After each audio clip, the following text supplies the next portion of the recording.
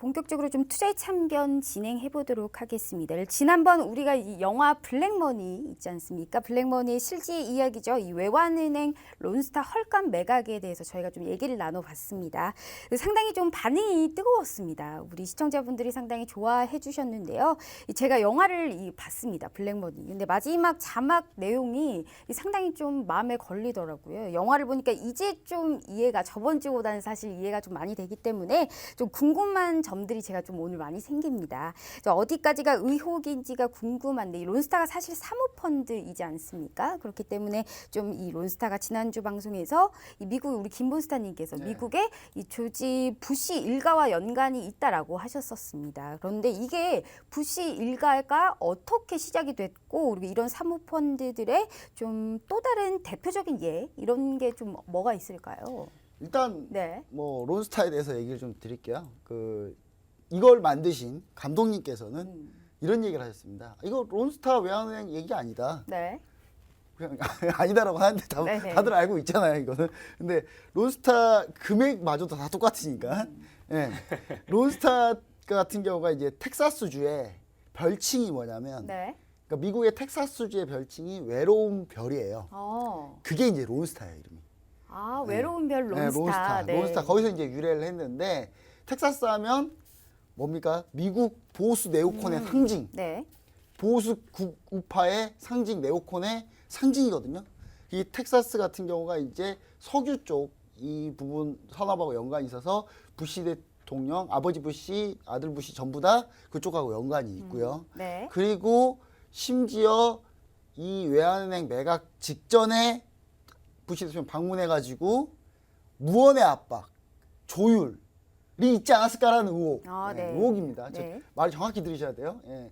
저는 분명히 그걸 팩트라고 얘기하지 않았습니다. 의혹이라고 얘기했어요. 예, 의혹인데 이게 대표적으로 이제 텍사스에서 탄생한 사모펀드들을 얘기를 드리면 뉴브리지 캐피탈, 아, 네. 론스타, 칼라일 그룹. 칼라일 그룹은 물론 지분을 가지고 있죠. 텍사스 쪽에서. 텍사스 이쪽 보수 네오콘에서. 근데 이 기업들이 전부 다 어떻게 했냐? 이게 다 이제 우리나라 은행을 다 인수해서 수익을 냈던 사모펀드들 이름입니다. 공통점이 있잖아요. 공통적이에요. 또 어떻게든 정확하게 딱 공통성이 있죠.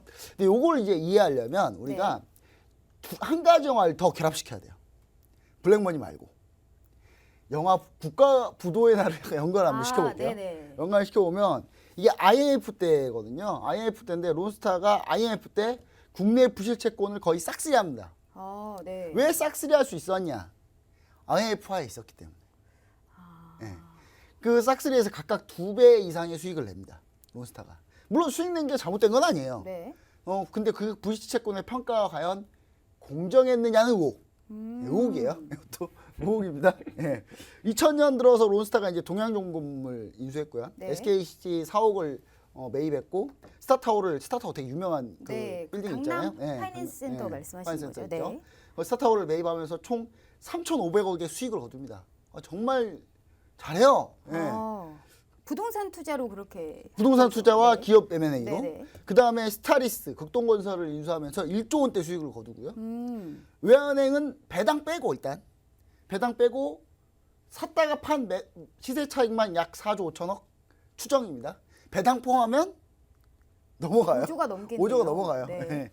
그래서 이제 수익을 엄청 많이 냈죠. 수익 많이 내 자본주의 사회에서 수익 많이 내니까 뭐가 문제냐? 문제는 없어요. 문제는 네. 공정하게 법을 잘 지켜서 했으면 문제가 없겠죠. 예, 근데 이제 그렇지 않을 의혹이 많다는 거죠. 뭐 대표적으로 BIS 비율 조작 어떻게 조작했는지 제가 얘기 드렸잖아요. 네네. 하이닉스 그때는 SK가 인수하기 전에 하이닉스의 주식을 왜 외환은행에 갖고 있었냐면 하이닉스가 안 좋을 때 돈을 빌려줬는데 하이닉스가 못 갚으니까 그게 채권이 지분으로 바뀌어가지고 주식을 들고 있었어요. 네네. 그리고 또 BWCB 이런 걸 가지고 있었기 때문에 주식을 가지고 있었겠죠. 근데 하이닉스 주식이 그때 9,000원이었는데 1,000원으로 평가를 해버립니다. 세상에. 네. 뭐 저는 그게 왜 가능한지는 모르겠어요. 그러니까 도대체. 헐값에 이렇게 된 거. 네, 그래서 이제 그것뿐만 아니라 또 우리나라는 금산분리가 있어서 금융과 산업자본을 분리를 해요. 네네. 왜냐하면 대우 사태 때, IMF 대우 사태 때 예를 들자면 예를 들어서 기업이 은행을 가지고 있으면 네. 불법 대출만 할 거 아니에요. 둘이 짜고. 그런 걸 사전에 막기 위해서 산업자본이 금융을 인수 못하게 지분 제한을 걸어놓거든요. 근데 그 금산분리도 위배했어요. 그때 이제 금융위에서는 그런 얘기를 네네. 했죠. 론스타는 산업자본인데 산업자본이 아니다. 이거 뭔 말이야?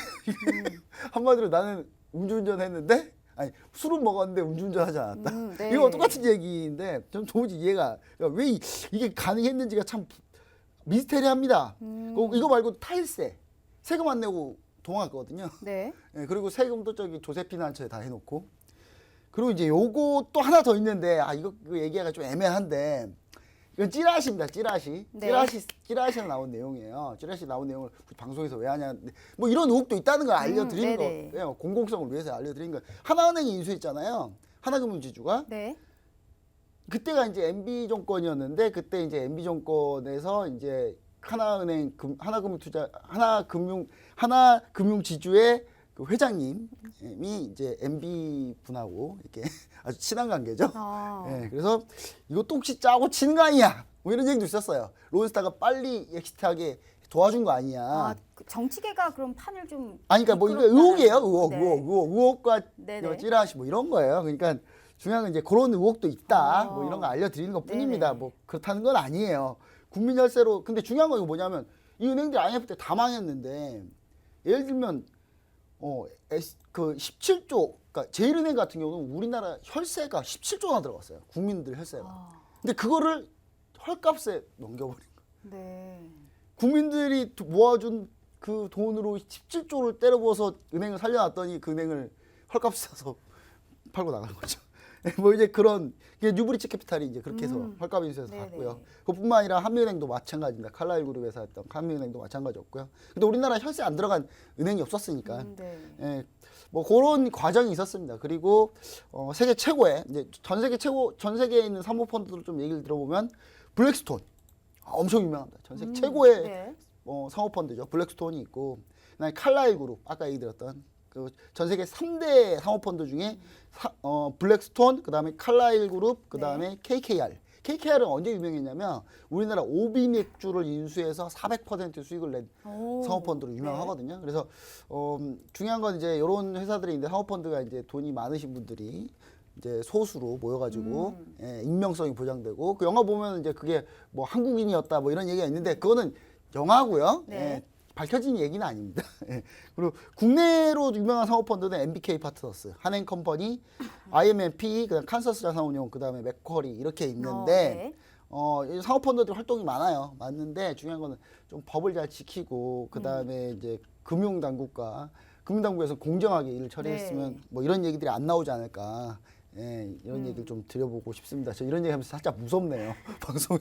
네, 이게 진짜 사실이면 정말 괘씸죄가 있어야 된다고 생각합니다. 저는 이 강성식 변호사님께 질문이 좀 있습니다. 네. 지금 이 사건으로 형사처벌을 받은 사람이 단 한 명도 없다고 하거든요. 근데 이게 정황만으로는 물론 이 처벌을 하기는 좀 힘들겠지만 가장 논란이 되는 게 이 기획재정부 그리고 금융감독원 그리고 금융위원회가 이제 론스타의 헐값 매각을 도왔다라는 이런 좀 의혹이 있습니다. 근데 이게 좀 아예 수사가 안 된 건가요? 아니면 좀 매각의 전체 과정에서 문제가 되는 포인트 이건 어떻게 볼 수가 있을까요?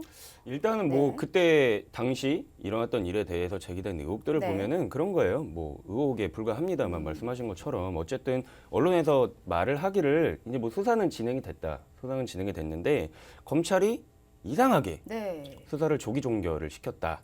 그리고 뭐 1조 원이 넘는 이런 뭐 정부 소유 은행을 매각하는 과정에서 뭐 재경부 국장이 이거를 모든 걸 결정을 네. 했다.